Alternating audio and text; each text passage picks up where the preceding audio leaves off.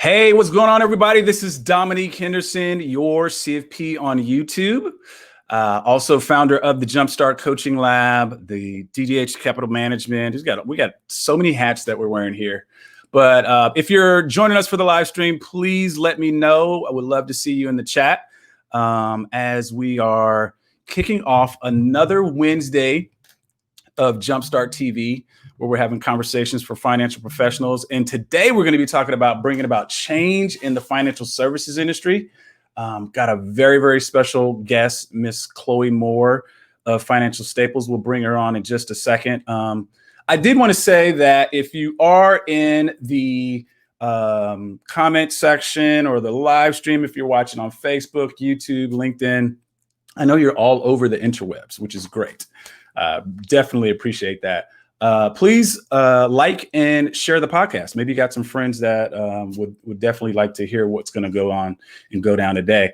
Want to start with kind of like a big aha from last week. I know we talked last week about that number one thing that can keep you from success in this particular industry. And if I'm thinking about this right, if you kind of boil down fear, which is what we said the number one thing is, to keep you from being successful, is getting out of your own head, right?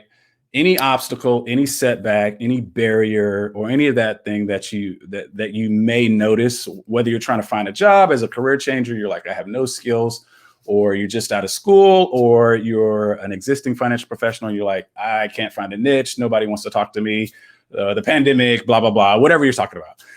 All those things are part of the journey. There's nothing wrong with having those moments. And matter of fact, I think our guest tonight will be able to help speak to that too. So what I would say is embrace the process and continue to move forward. Sometimes that voice in our head is the loudest voice. And so make sure you're telling yourself the right thing. That voice in your head can be super duper loud. So without further ado, I want to talk about our esteemed guest today, Chloe Moore, founder of Financial Staples, a virtual fee-only financial planning firm in Atlanta, Georgia, but she serves clients nationwide. We were just kind of chopping it up in the virtual green room, and she's got a vast array of experience, from estate planning to financial planning to all kinds of things that she's known for or good at doing in this field. And it all comes through that whole process of that journey, that process we were talking about earlier. You can't get this stuff overnight, but she focuses on tech employees right now. I guess it's her niche, and we'll kind of unpack that a little bit more. And I'll say this too.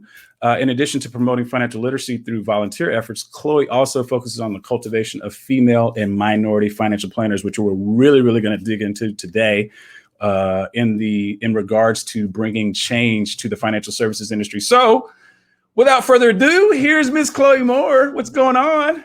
Hi. How are you doing on this fine Wednesday? I'm great. How are you? I can't complain.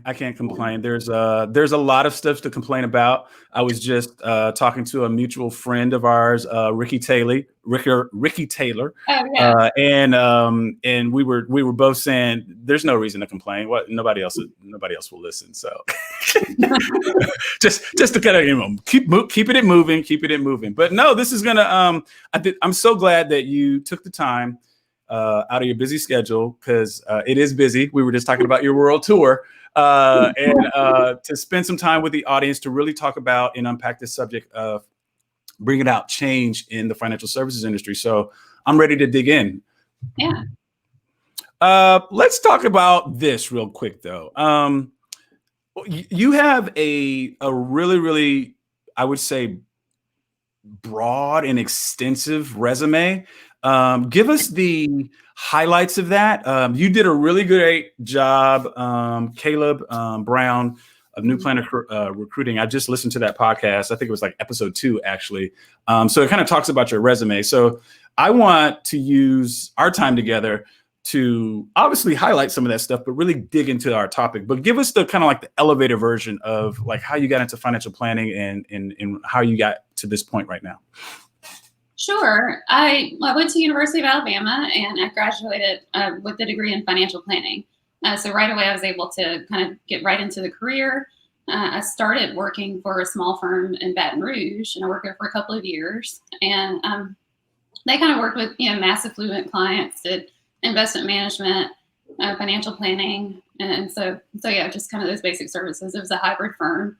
And then I moved to Birmingham. I lived there for a year. And I worked with a firm there, and they did financial planning, investment management, but they also did a non-qualified and qualified deferred comp plan. So that was about half of their business. So I was able. That's a good skill set to have. Yeah, so I was able to get a lot of experience with qualified and non-qualified deferred comp, and we also, a lot of our clients were executives from those plans. Okay. So that was where I got a little bit of experience there. That was a little different than normal. And then I moved to Atlanta in 2007. And I started working for a trust company here. It was an independent Southeastern-based trust company. And so they worked with kind of what we consider like ultra high net worth clients. So most of their clients had a net worth of, 10 million and up. And so I got a lot of, estate planning, trust administration, trust accounting experience. So yeah, that's my experience. So you've kind of hit all the real major, I would call, sweet spots for a financial planner as far as expertise goes, instead of just like individual retail clients. Nothing wrong with them. We love them, of course. But, just going through plans, inputting software or data into the software and crunching out plans. Like, you've actually had the type of experience that I think most financial planners covet, to be honest. Would you agree with that? I agree. I didn't necessarily covet it, but while you were going through it, yeah, of course, I know, I get that, yeah. Yeah, I mean, like there are definitely pros and cons. Yeah. But yeah, I think a lot of advisors would really enjoy working with like ultra high net worth clients. Yeah. So tell me this: what, just kind of off the cuff, like, do you like to be called a financial planner or a financial advisor, and why? I kind of use them interchangeably. Me too. I'm just curious. I'm curious. Yeah, I find myself saying both of them. So, but I'd say at my core, I consider myself a financial planner. Okay, cool. So I asked you about what do you love and what do you hate about this industry? And I'm just going to read exactly what you said, because I think this was going to open up a lot of provide a lot of margin for our discussion tonight. You said, in regards to what you hate about the industry, you said, I hate how the financial service industry caters to the small percentage of the population who already have money. And you have, in parentheses, primarily older white men. As a result, what we learn, technical and practical, does not apply to the masses. If we want to work with a diverse group of clients, there's a steep learning curve when it comes to serving them effectively and successfully. This problem is also a factor in the lack of diversity and inclusion into our industry.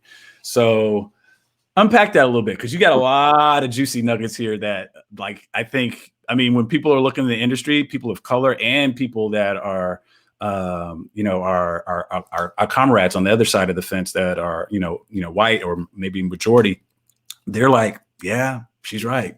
So kind of give me your assessment of that, or unpack that a little bit.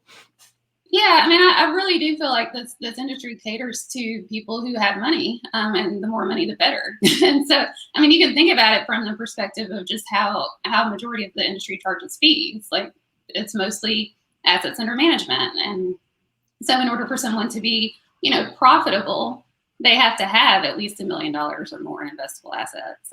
So, I mean, that in itself is a barrier. How do you accumulate $1 million in assets if nobody in your family's ever had that? Or if you weren't taught financial literacy. Yeah, you weren't taught things. Yeah. You're right.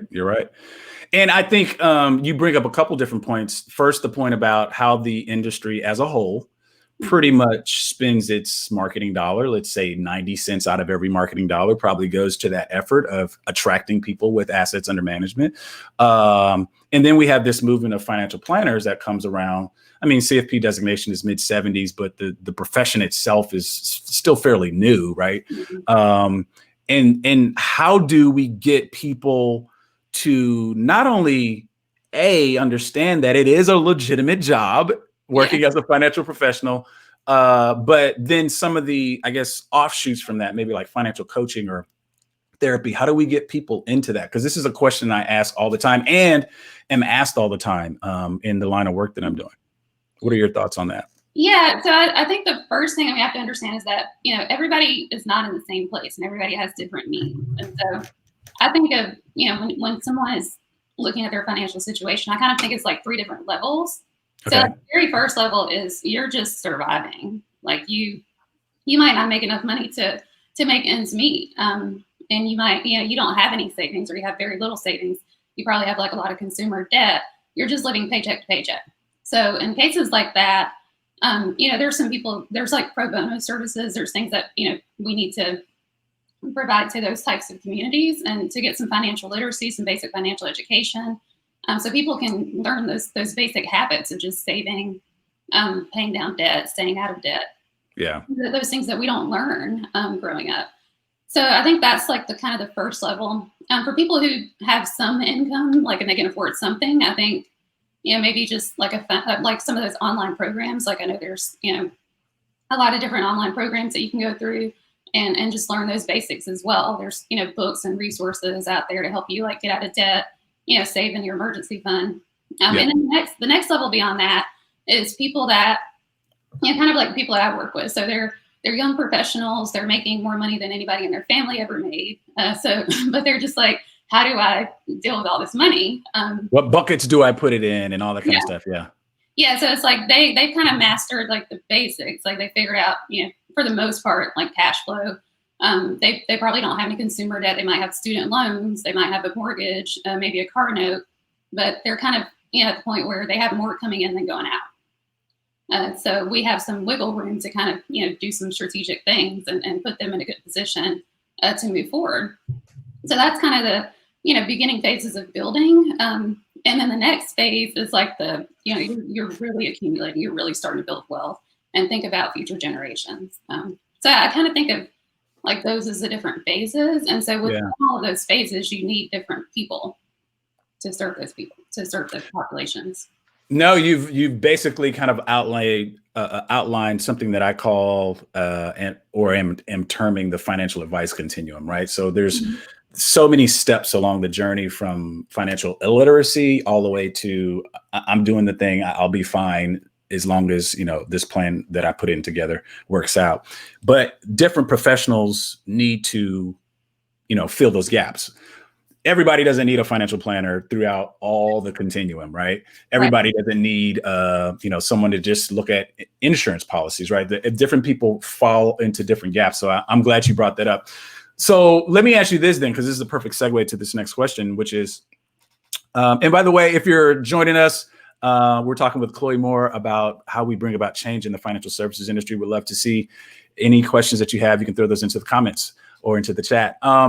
This question is kind of near and dear to me because I put this in air quotes, but I do really mean this. What would you say is real financial planning? Kind of as opposed to some of the stuff that we talked about earlier, which is like, okay, you have $500,000, all right, let me charge you 1.5% to invest your money.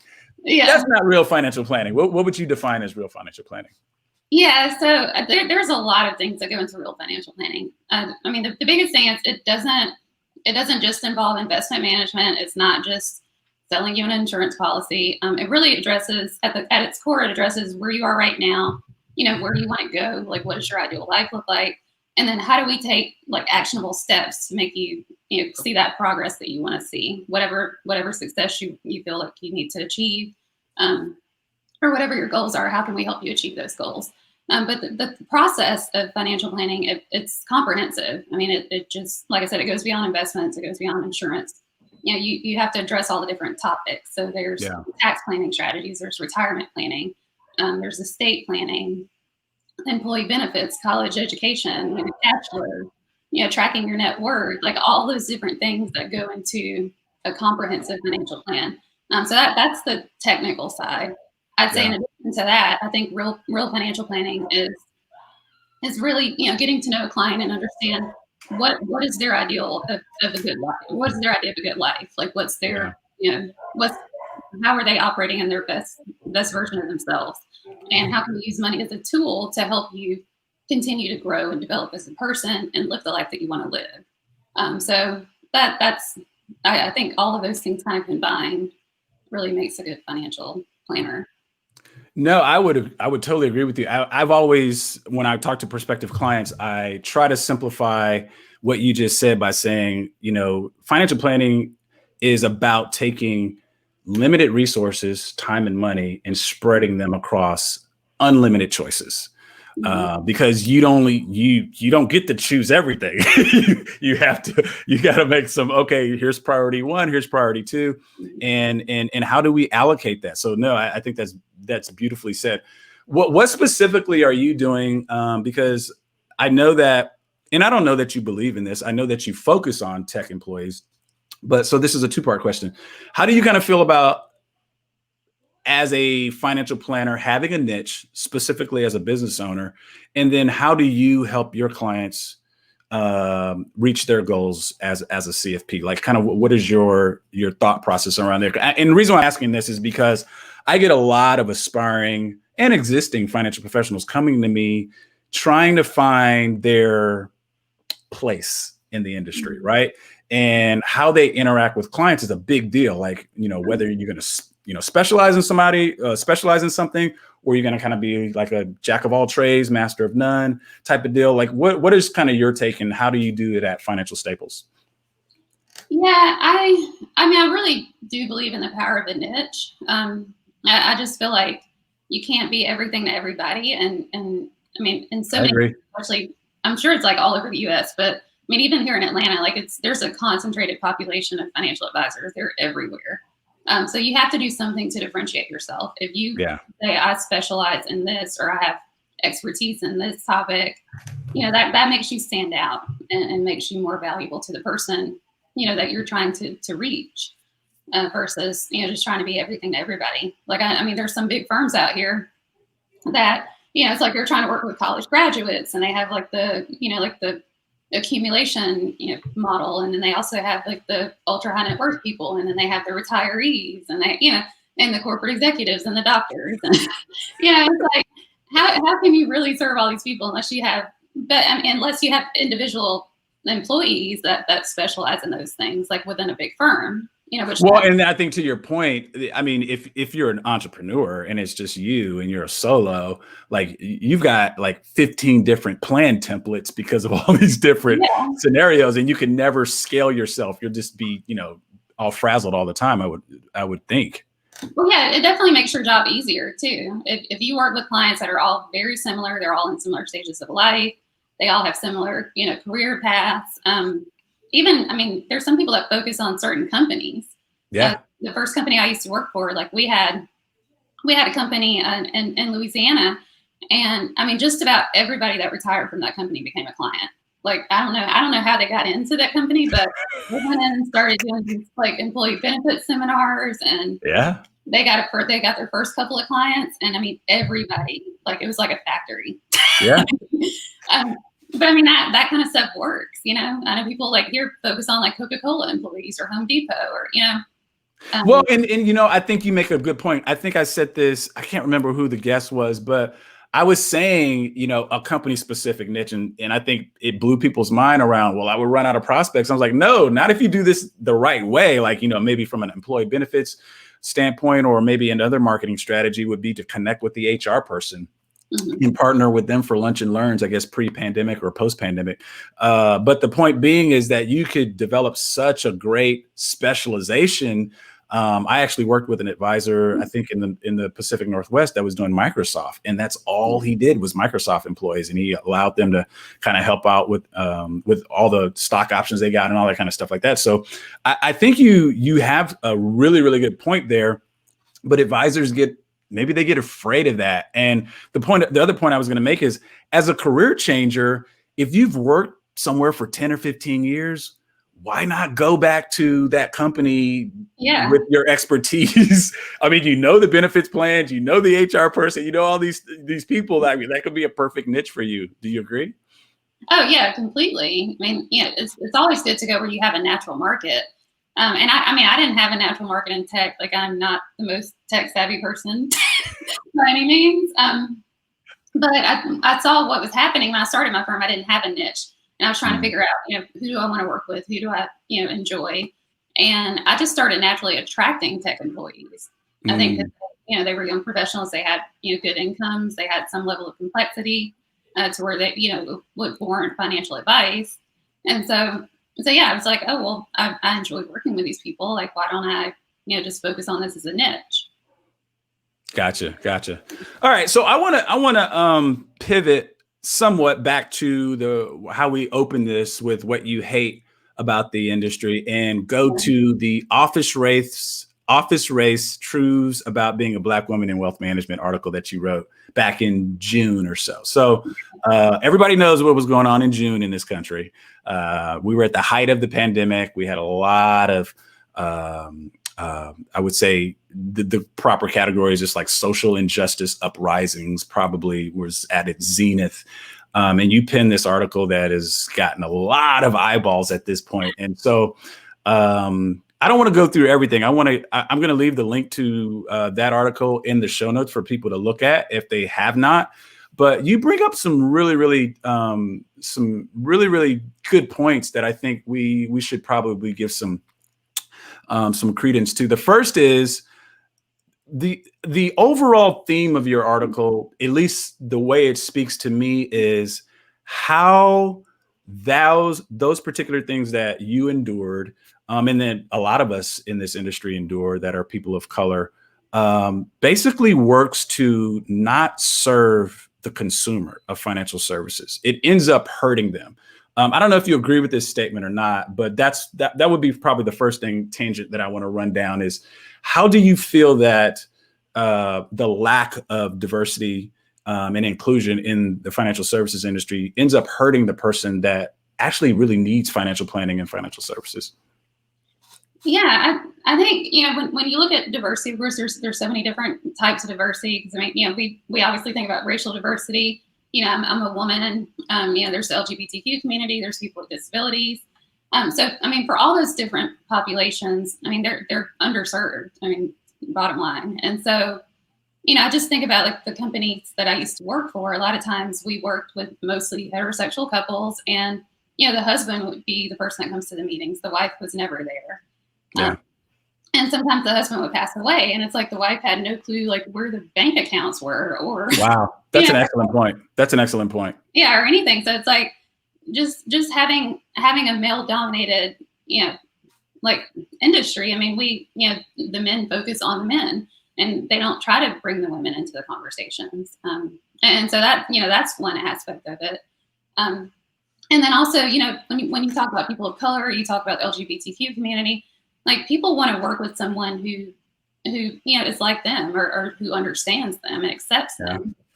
And so that's not always the case, in those two communities. So I think, just having a lack of diversity in the industry, you just don't have those, like you don't attract the types of clients who really need the help.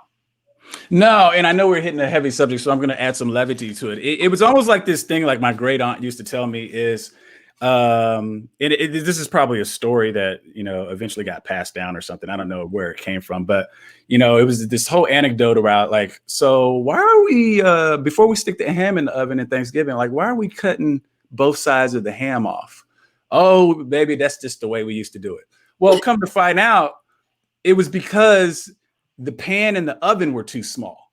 That's the reason why we did it. Right. So I think, to your point, what you're saying is, if I'm hearing you correctly, is sometimes we need those extra, we need the extra perspective from people that think from different ways than the way it has been done. Right. Wealth management. And I give this example. We got the Securities Act of 1940 that basically, or Investment Advisors Act of 1940, that basically governs this industry. And it's 80 years old. Like, we've got TikTok, social media, we have all kinds of things, the internet that happened, 30 years ago at this point. And none of that has been adjusted. And I think the same type of dynamic applies for what you're saying, for financial planning, right? Well, yeah, I mean, 1940, I mean, women weren't allowed to get loans without their husband's signature. Yeah, and let's not talk about us. And yeah. Yeah, these are all good points. I mean, I think the most salient point that you have is, let's say you have a heterosexual couple, like you named earlier. They come in, and let's say the man is 10 years older than the woman, and she's not involved in the process because the process doesn't cater to her. It's not intentionally biased, but it is. So it really doesn't make a difference. It's still doing the same harm. And then he suddenly passes away. She doesn't know where anything is.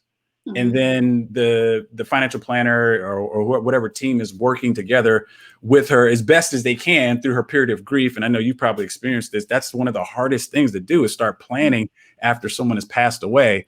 And it's just a mess. It's just a mess. And it could all be avoided by just, maybe instead of an all male firm or a mostly male firm, you try to sprinkle in some different perspective there so that when you're sitting at the table with the client, they actually feel like they're being heard. Right. Definitely. No, excellent. So let's talk about some of the lessons that you learned during that period, or just in your career, at least some of the stuff that inspired you to write that. And I'm asking this more from the standpoint of not the woe is me, and I know you won't do that because I know the type of person you are, but for the person that's out there, for tomorrow's financial planner, for tomorrow's financial professional, that's like eyes wide and like, this is going to be great. And then they have their first instance of inequity in the industry. Like, how should they react? Well, I would say, first of all, because I was that bright-eyed person too. And I basically had I just had a rude awakening, like within 6 months of my career. But I'd say the first thing, I mean, just allow yourself to feel. Like, don't try to push it off, or don't try to dismiss your feelings. Like the first time something happened to me, I mean, I called my mom, I was crying. And like, she was just like, welcome to corporate America, you're a Black woman. Love that. Mom just like, get with it. This is how it's going to be, right? Yeah, she was like basically like, what you crying for? But I think it is important to build those things and acknowledge it. It's not an isolated incident. And that's why I wanted to write the paper, because I felt like, if I could list all these things, and this isn't the full list, like, and that doesn't count personal experiences, around racism. So it's like, if I can list all these things, like, these are not isolated incidences. This is happening for a reason. And like, whether it's on purpose or not, it's happening. So that's the first piece. And the second piece is just don't give up. I see a lot of people who leave the industry. They're very good. They're very talented. And that just makes me so sad. Like, I thought about leaving the industry, but wow. Okay. Like, I was like, this is my calling. Like, this is what I'm meant to do. I'm not going to let like these circumstances allow me to leave the industry or force me to leave the industry. Well, and pause right there, because you bring up a good point. I think it can be said for just about any industry. I haven't been in anything but finance all my life, so I couldn't speak to, inequities that happen in the military or tech or any of the, many industries that we have. But I think the level of perseverance that an individual displays will largely probably dictate the type of outcome that they're going to have. Would you agree with that? Yeah, definitely. And I mean, even with me starting my own firm and like quitting my job, I quit my job on a whim, because I just got to the point where I was like, I can't do this anymore. I mean, I literally. Would you advise that? No. But Thank you for keeping it real, Chloe. Thank you for keeping it real. I got lucky with the timing of it all, but like, as far as like bonuses and all that stuff, but like, it was not planned, and I don't advise it. But yeah, I think that I'm sorry. It's okay. Quitting, but yeah, yeah. Sorry. What would you say of all the qualities of a financial professional, and let's frame this in tomorrow's financial professional, whether you're existing or expiring, but I definitely think there's a different we're raising financial professionals to cater to people that want this type of service, consumers of financial services differently. What I mean by that, before I finish this question, which is an extremely long question, I apologize, is that when I was coming up in the industry, and we're about the same age, is like everything was focused really around investment management. And then like, so that was the core, and the satellite was all these other things, right? Whereas I think nowadays there's been enough of acknowledge and awareness. You know, the CFP board has done an excellent job with promoting the importance of financial planning, right? So people are coming into the industry now with like, really, oh, I need to build a comprehensive financial plan for somebody. And then I may not even want to manage investments. I can outsource that to somebody, or I'll do insurance. So all that being said, what do you think is, for that person of tomorrow, that planner of tomorrow, that professional of tomorrow, where would you kind of scale hard work and perseverance on the list of things that, you know, need to be present, or characteristics, if you will, for that person? Yeah, I mean, I think that's probably at the top. But yeah, I mean, More than, and reason why I gave you this meatball is because, like, I get a lot of people that are like, yeah, I'm gonna go do the CFP right now, or I'm in this program, I'm gonna, you know, go spend money on, you know, education, and all those things are fine. But like, I always kind of advocate, like, well, let's have a plan first and start with why you're doing this, because that's gonna help you motivate you through the tough times while you're studying for that exam or whatever you need to do. yeah, and I think too, like even when you're looking at hiring people, especially like in this industry, you know, there's like the technical side, and then there's, I mean, some people hate the word soft skills, but you know, there's like soft skills, and then there's just the perseverance and the hard work, especially if you have your own business, and like the dedication that's required and the discipline. So it's like if I'm looking to hire someone, it's like I can teach you all the technical stuff. Like I don't like that. That's not a big deal. Like I can teach you everything you need to know, but if you don't have that work ethic, if you don't, you know, if you're not willing to go the extra mile and you know, just continue to learn and grow professionally and personally, and if you don't have some of those, like, you know, soft skills, you know, some of those things, like they're just, you either have it or you don't. Mm-hmm. You have to learn that on your own and bring that to the table. But I feel like the technical stuff is like the easy part. No, I don't disagree. I think this is the reason why most people will hear me say, if you had the choice between education and experience, I always tell people go for the experience. Mm-hmm. And the reason why is because there's nothing like pre-pandemic, of course, sitting across from a client, or getting that first, I'm getting a divorce, or my spouse just died, or like those are, you can't study for that stuff. Like they don't teach you that in the books. Yeah. And the only way to really go through that is just to go through it. And so I'm more of the proponent for doing that. Now, obviously, if you can do both, like if you can have an internship, or if you find a job that's going to pay for your CFP or whatever, all that kind of stuff, those are all great. We just know that some of those opportunities are kind of few and far between. Yeah, definitely. And I'd say too, I mean, for anybody who's wanting to start their own firm, yeah, I mean, I agree that you need to, for several years. I mean, I've waited over 10, but I think you need to get at least a few years of good experience, like working for a firm and really understanding how it operates. And I think that's one of the big lessons that I learned. Just, and one of the most difficult lessons I learned was that, you know, like I'm a good technician. Like I know my stuff, but I'm not the best business owner. You know, it's like, and I understand that. Like and it's funny because when I think back, the very first company I worked for, we read E-Myth, and like they made everybody read E-Myth. They bought it for everybody, and my boss was like totally into it. So it's like, I mean, coming out of college, like that was one of the first books that I read. I love it. You know, like, okay, I'm a technician. I'm not, like, I'm an okay manager. I'm definitely not the entrepreneur. And so I knew that, like, going into all of this, like when I left my job and I was like, okay, I'm going to start working for myself. I did it mostly out of necessity because I was like, I don't want to go back into these types of environments anymore. But yeah, it's like I realized that it's two different skill sets for sure.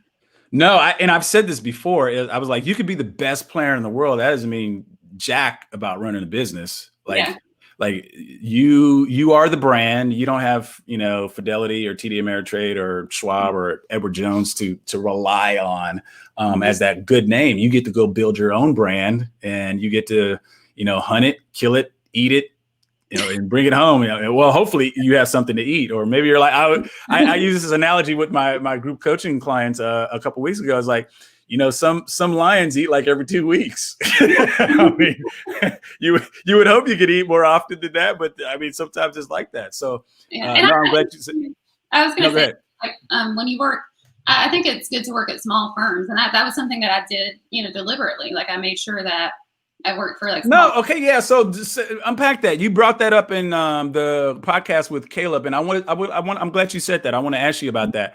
You intentionally, and I love the effort and thought that you put behind your path. Like, you were intentionally saying, I want to work with a firm in the Southeast.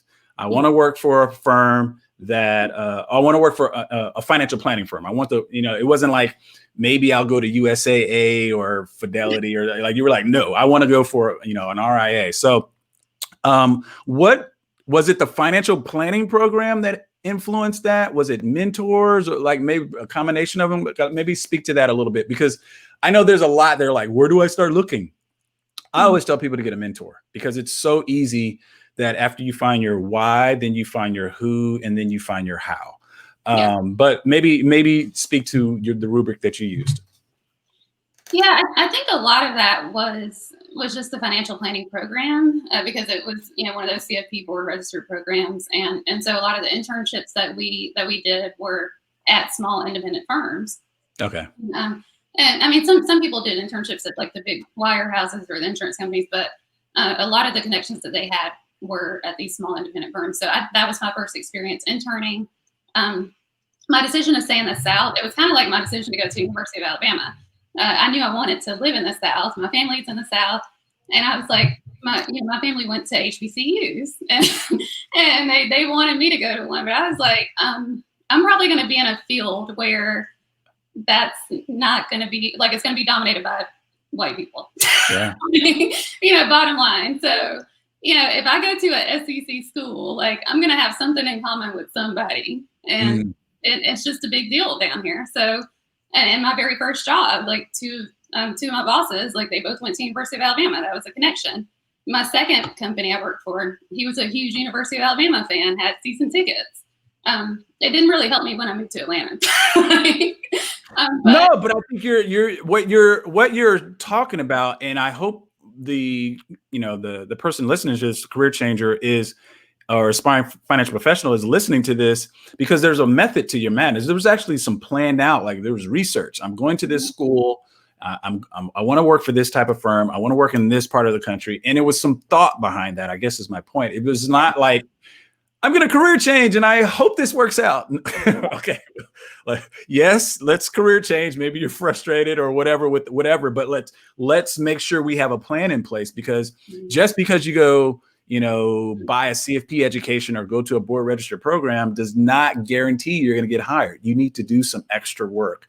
And that's what I hear that you did. That's what I'm hearing in your story. Yeah. And I mean, even just finding my first job out of college, I sent out my resume to, dozens of companies. Like, I went and pulled directories of financial planners from all different states in the South, like the ones that I wanted to live in. Mm-hmm. And I went to all their websites, I narrowed down the list, and I sent my resume to all those people, whether they were hired or not. I had no clue. Yeah. But and this was pre LinkedIn, huh? Oh yeah. So you were typing out emails. Yes. Yeah. So, like, nowadays you can, like, DM somebody or, find one company and like, oh, 5 people work here. Okay, great. Copy and paste the same DM. You were actually, emailing. So you got to roll up your sleeves out there, people. That's what she's saying. You got to roll your sleeves up. And I think too, like, the importance of working for a small company, especially if you're going to have your own business at some point, or you aspire to do that, is you learn all the different roles. Like, the bigger company you work for, the more you're kind of pigeonholed into certain roles. And that's a good point. Especially if you're a planner, like, you might just learn how to do financial plans. And in some cases, you might not even sit in client meetings. mean, that's a whole nother thing. But yeah, you might just be on a call center answering like 200 calls a day about yeah, people making $100 contribution to their Roth or something. Not to say that that's not good experience. It's just to say that that's what you're going to experience for, 8 hours a day for 5 years. Mm-hmm. But yeah, so no, I get it. It's important to like learn all the different roles, because I mean, if you own a business, like you have to do, before you can afford to hire people, like you have to do everything. So it's like, you're doing the bookkeeping, you're doing the business development, you're doing the marketing, you're doing the sales, Compliance. You're doing the plan. Yeah. Compliance, like all of those things. And like account paperwork, transactions, like transfers. Yeah. So all of those things, if you don't know how to do that stuff and you've just kind of been sitting over here doing some plans on a computer, you're going to be in for a rude awakening. Yeah, no, I would agree with you. I always say, and you can adjust this for your situation, but I always say the first 5 years inside the industry are best spent probably working for somebody else or learning on somebody else's dime. Yeah. Then if you want, go ahead and start your own firm. Now, granted, there's going to be exceptions to that rule. I've seen it and I'm sure you've seen it too. But by and large, I would say the majority of people are best served by working with somebody and learning the business. Definitely. Well, I really appreciate this. Do you have time for a little quick lightning round? Real fun, quick lightning round. Okay. So I think I know the answer to this, but I'm going to ask anyway. Football or basketball? Football, college football. Okay, so do I even have to ask the follow-up question, which is Lakers or Heat?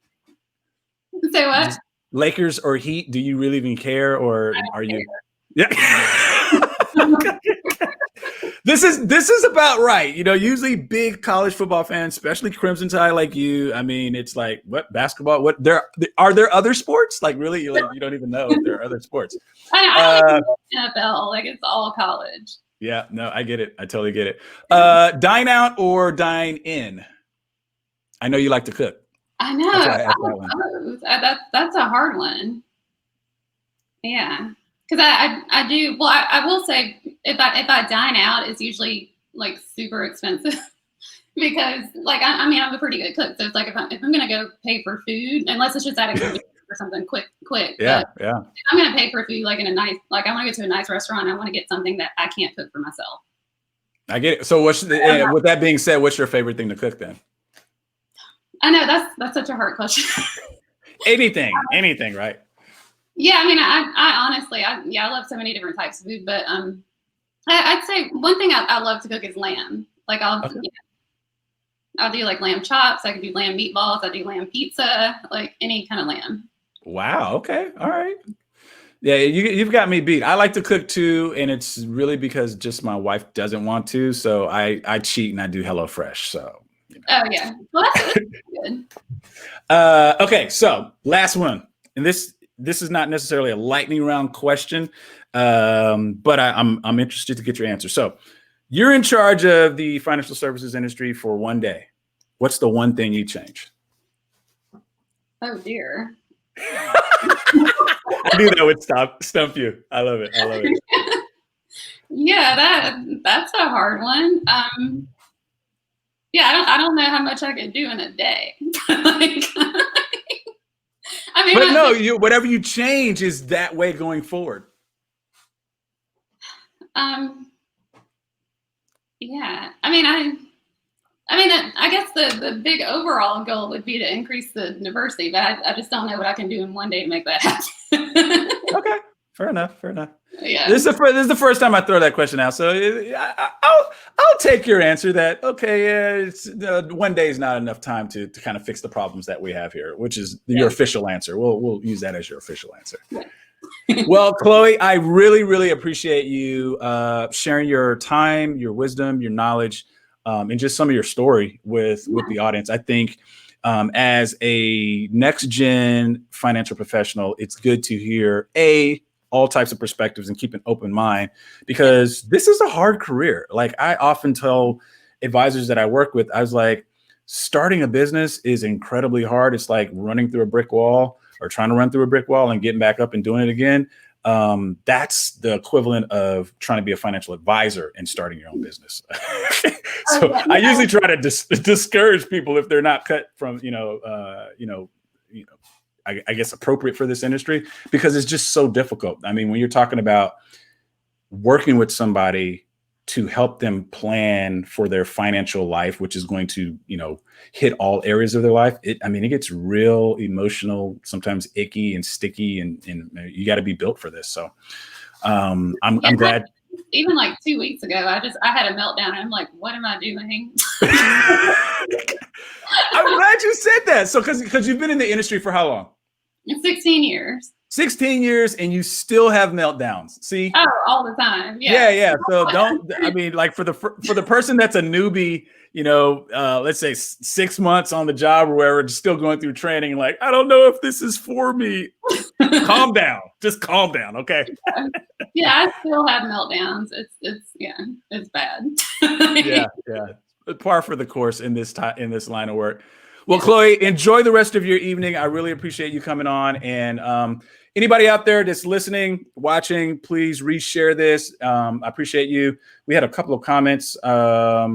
We'll get to those and we'll answer those. You can follow Chloe on Instagram. She's on Instagram. Where are you at Instagram? At Financial Staples or at Chloe Moore? Which one? Yeah, it's Instagram is at Financial Staples, and then Twitter and Facebook is at Ben Staples. All right, cool. And you're on LinkedIn, of course, too. Yeah. And I will link your article that we talked about, the office race truths about being a Black woman in wealth management, in the show notes. And that's it for now, guys. We'll see you next time on Jumpstart TV. Bye-bye. Thank you.